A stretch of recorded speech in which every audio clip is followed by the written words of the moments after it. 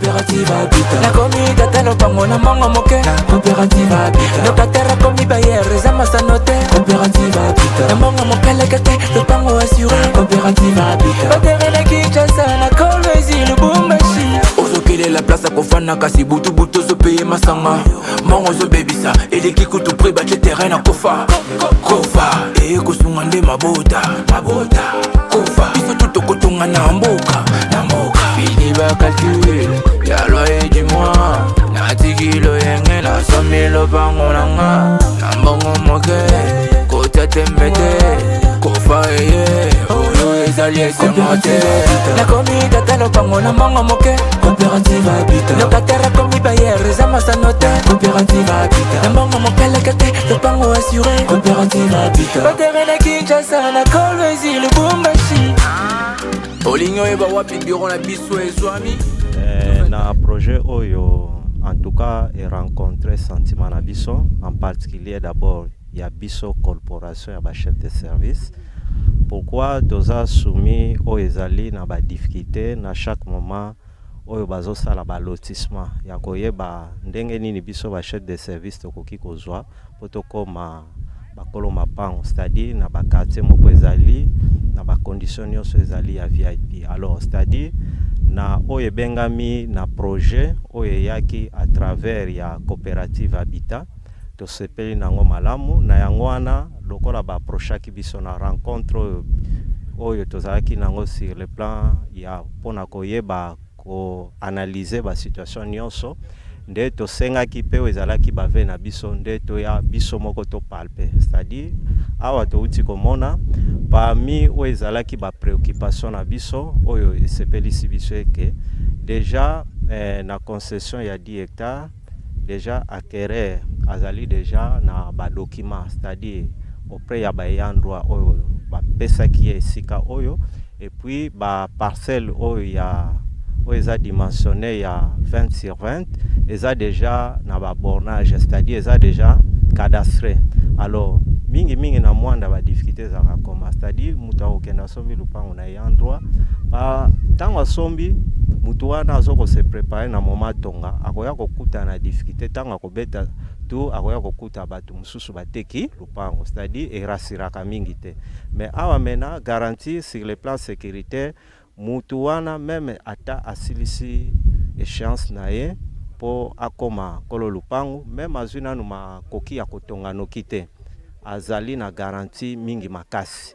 Alors oyo ezalaki pe préoccupation na biso et trouver solution, c'est-à-dire ceux qui totali pas wapi site ezali site moko ezali plan. Alors celle difficulté et kokai kozala o etali mai po ete bato bakoya pona kotonga ndenge nini bakoyi kozwaka mai ya parti ya cité ya koya kosala misana bango na yango wana ba responsable oyo ba pesi site oyo pona kozwa yango crédit ba rassurer biso ke na plan d'aménagement et puis ezali prévu pona kosala ba forage ya débit yango ko permettre bien que toyebi biso nyonso mai ezalaka gratuité mais ko ya ko permettre que bato ya liboso bakoya kotonga ba mekaka ko s'approvisionner na mai wana pour faciliter bango batonga d'une manière oyo ezali na ba condition moko et permettre pe raba oyo bazo ko hésiter oyo bazu ba parcelle bazana makokite ba yambala moko batonga. Donc ba condition ana nyonso ezalaki ba élément oyo ezalaki souci na biso ko yeba place ni ba ko cha dispenser place ni est-ce que ba parcelle wana eza déjà na plan nango ya oyo ezali ya lotissement nyonso wana tomoni yango en tout cas esepeli biso malamu. Bon message on akoki ko captiver ezake na moment oyo mutu alingi kosala eloko mutu asala ngo kaka soki azwi conscience, c'est-à-dire sur le plan ya kozwa conscience ezake na oyo ezali partenaire biso partenaire to approchaki sur le plan ya cuisine interne partenaire eloko to féliciter ye asali biso oyo ezali faveur na biso ba fonctionnaire et que na mwa muke tozwaka baza d'accord et que fonctionnaire amekaka kozwaka muke pona koya ko investir comme makolo lupango.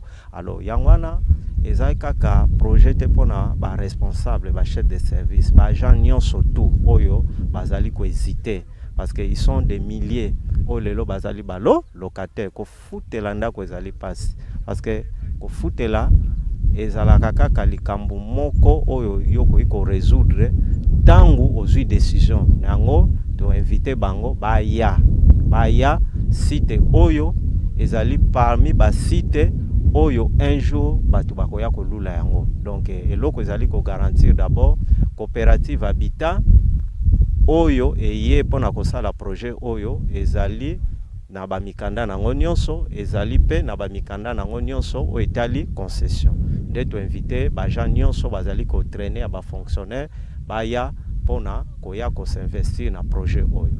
Ok, donc nazalaki intéressé par le terrain parce que namonaki na réseaux sociaux, précisément na TikTok.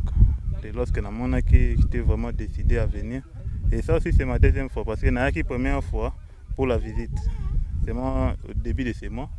Dès on a décidé qu'au deuxième fois pour maintenant pour commencer et acheter. Maintenant de tout le monde na quatre terrain nanga donc. Donc c'est un peu ça. Et ça il y a comme encore na kosenga na bandeko na biso ebele parce que ebele baodouter talaka banake comme ebele mais pena eza vraiment très sérieux et tout et avantage eza que bazwi biso prise en charge ya transport toye to visiter donc on a conseillé ba jeune ba net slogan côté ya société na sepera nango mobangi afutelaka te donc vraiment ba jeune tout ba o sepera parce que ils ont promettre tellement ils promettent vraiment makasi comme il y a kimia mais surtout et avantage surtout dans le mode de paiement surtout pour aider la population donc le mode de paiement est vraiment abordable donc chaque fin de mois en mensualité et c'est vraiment très important donc il y a surtout pour on a passé le terrain ça opportunité conseiller ça opportunité à ça tout que ça mensuellement parce que mensuellement on sentit vraiment comme tel que ça du coup vraiment encore ce que je peux dire. Ok, merci. Bon, pour le moment on a moko dans un futur proche très satisfait.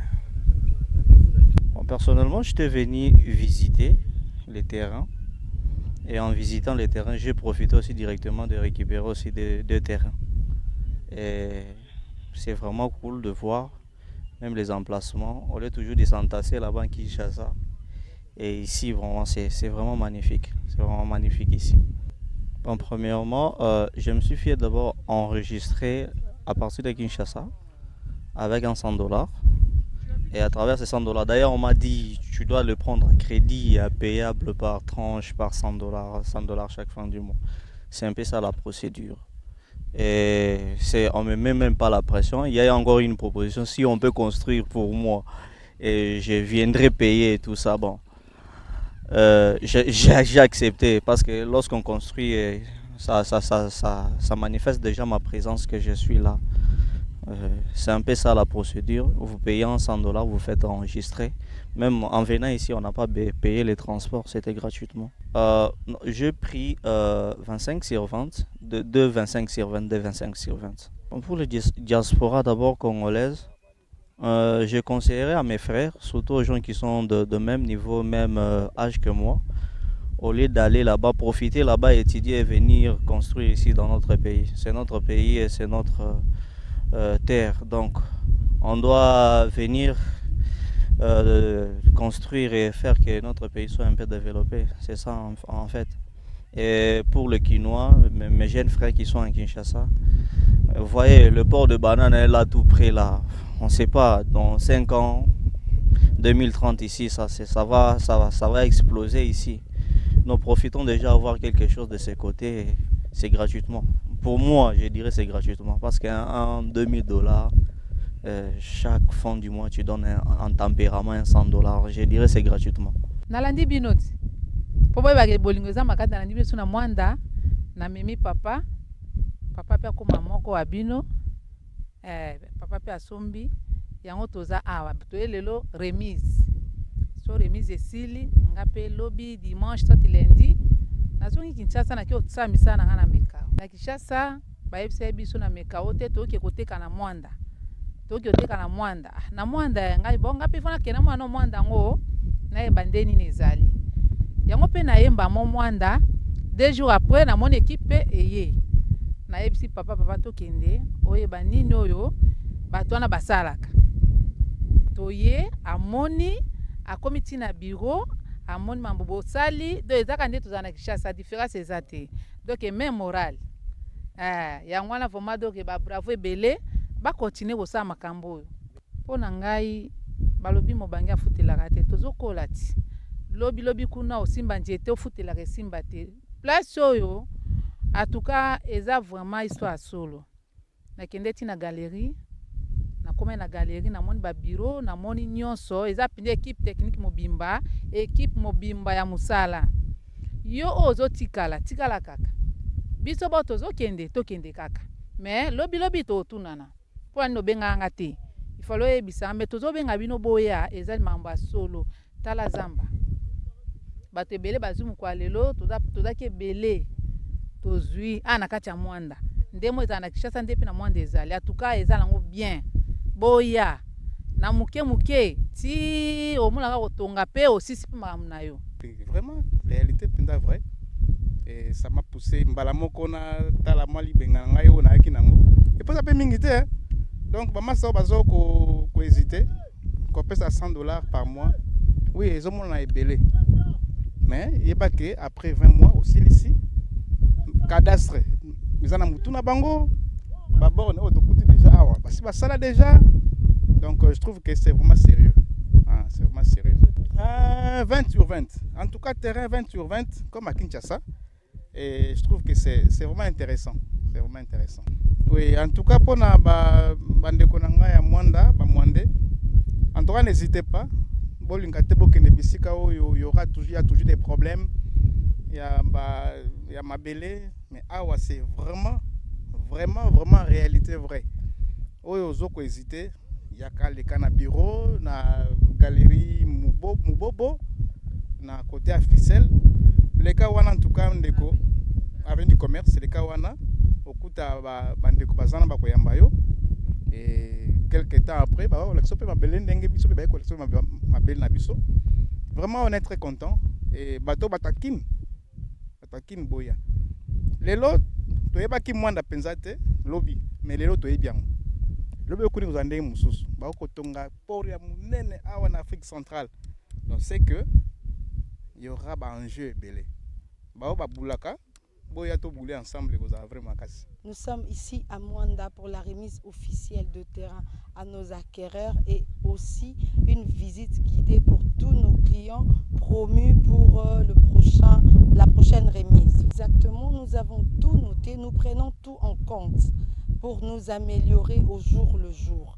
Tout le jour, nous travaillons pour la satisfaction de nos clients. Notre objectif, c'est vous satisfaire à 100%.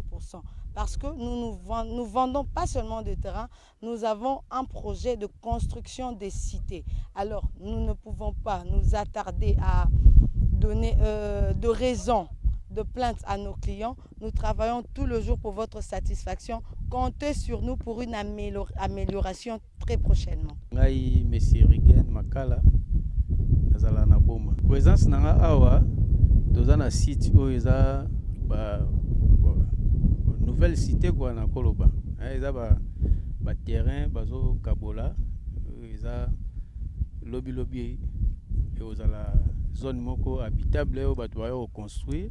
Alors yango toye kotala site tozo ba parcelle toyaki kosala souscription na biso na agence lelo eza descente mutu ayeba tandi na yo ba pesi ya parcelle yango netoye oui ake eza bien to banda na bureau kuna na Mwanda nde to memaniti toye na délégation na ba ndeko musu ba uti pe Kinshasa biso to uti boma ba ndeko musu bazaka na Mwanda awa pe to sangani siko ba okaboyela mutu place na ye net a place na telemi eza parcelle oyo nga na zwi ouais message ezali kaka toza na phase mo ya construction na pays na biso ba espace eza vide belé oyo bato ba ofanda te tokangami kaka place moko boye étouffement mulunge inondation donc sikoyo awa eza espace moko eza vraiment ouvert et puis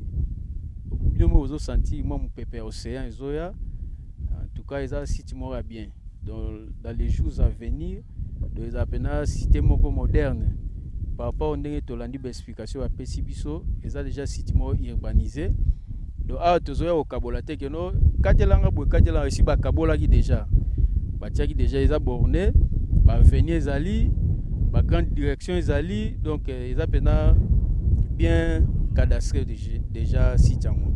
Donc tosepeli na initiative oyo ndenge balobaka no koma papa lopango donc na mwa frais moko ya mingi pena te mais okomi pe propriétaire ya lopango. Oui, projet d'avenir eza fona tonga na otonga awa tonga ndaku oyo bon malgré tout naza na boma atanga na ofanda te tokotya même balocataire ba ofanda mais il faut to construire. Ngai c'est monsieur Konde Badianga Junior na uti Villa Boma et puis agent à la Banque centrale du Congo. En tout cas, impression nanga eza vraiment meilleur. Eza pe isengo parce que omoni mabele eza eloko moko très capital mpona moto. Alors ntango nazwaki information par rapport ya site oyo eza site moko CPBRDC basalaki bazwaki bakomi basali lotissement na bango balotir yango bien. Nayaka na visité na moni. En tout cas j'ai été vraiment ému à mon avis que vraiment bazo qui est na ba norme ou les requises par rapport à la loi foncière à mon avis. En tout cas faut na adhérer na adhérer qui na idée na zoape terrain nga. En tout cas na sepela ki koyoka na prix oyo ba proposer ki biso on yoki na ba modalité ya kopesela mbongo par rapport à aux terrain pour comme colo terrain responsable terrain eza vraiment facile. Donc c'est comme ça que nakenda ki pe na betela ki baninga pe mususu lisolo nde lelo samedi ba promettre biso eza pona remise ya ba terrain nde toye tozo zwasko ba terrain donc toza na isengo parce que tozo koma ba kolo lupa. En tout cas message nanga na kolo baké ba hésiter te bao bazana ko hésiter ba hésiter te baya ba souscrire na idéologie oyo parce que lobby et koza peut-être trop tard milliers koza déjà plein ba loba nazwaka lisolo mais pourquoi ngape na souscripteur qui était fallait na kende nazwa quand même terrain mais ngana budaki nanga et comme trop tard. Donc il est temps que mutu nyonso o azolandanga azwa pe courage ya koya po akoma pe propriétaire ya lupango na yemoko. Donc mabele eza capital pour na vie ya mutu.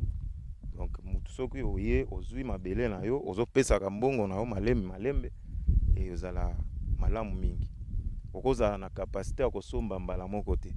Mais ba pesi yo ba échéance ebele ozopesa ka na ndambo komi kolo lupango.